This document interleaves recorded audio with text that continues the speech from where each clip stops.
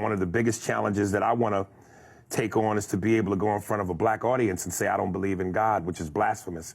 Because we in the black community, like Richard Pryor said, black people, we tight with God. And I just don't understand how we as a people historically put so much faith into this thing called God, but yet for 400 years we were in chains. For 400 years we prayed. For 400 years, black people have a saying in church where we go, the pastor comes out and he goes, God is good, ain't he? And we say all the time. All the time. God is good. All the time.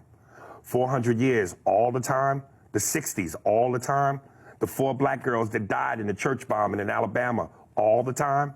The 9 black people shot by Dylann Roof in church, praising God. You would think if the one place you are safe, a safety zone, is in his house, and if God and the angels can't protect you in his house all the time.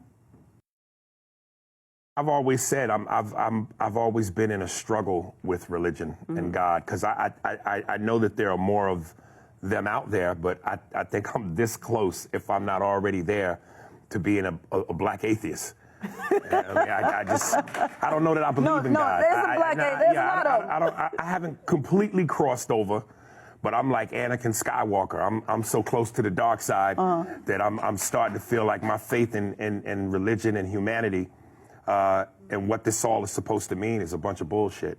Really? Yeah. Faith and humanity. Yeah.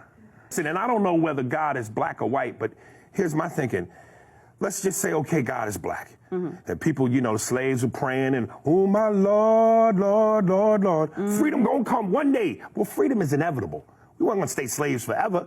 So you mean to tell me 400 years later, finally being free, now we want to go, he might not come when you call, but he's always on time. If 400 years is on time, that's tardiness. So if God is real, he's a nigga because he's late.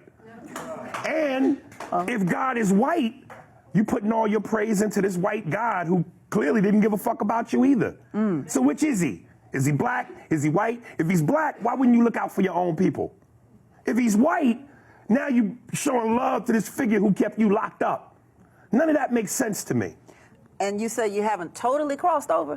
No, because I look at things like when I travel, and I've been all over the world, and I look at certain places and I look at the beauty of certain things in terms of the earth and just animal and nature, and I go, it's gotta be a God. Right. But then I pick up a newspaper and I read how a 4-year-old girl gets kidnapped, raped, and murdered. Now I know they say God gives man free will. If God gives man free will, okay, I get that. But like the mafia, women and kids should be off limits. Yeah. You know, it's nothing more terrible. I have 3 kids. My youngest daughter is 5. Love her to death. I couldn't imagine what it must be like for a child to feel the terror of I'm losing my life.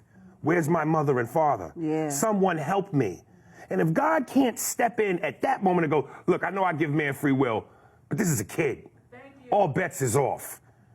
So I don't, that doesn't make sense to me. Right. Too much of what goes on in this life does not make sense to me. I don't know if I'm overthinking it. I don't know that because I'm getting older, I start questioning my own mortality. When you're young, you're arrogant. Yeah. You think you're gonna live forever. You think you're gonna look like a movie star forever. Yeah. You know, your shit don't stink. You're the baddest and the best in the world. But the older you get, and your back starts hurting, and you making noise when you get out of bed, and you know, what's this pain on my knee? And you start questioning your mortality, and you realize through being humble, shit is weird. It's just weird, man. Yeah.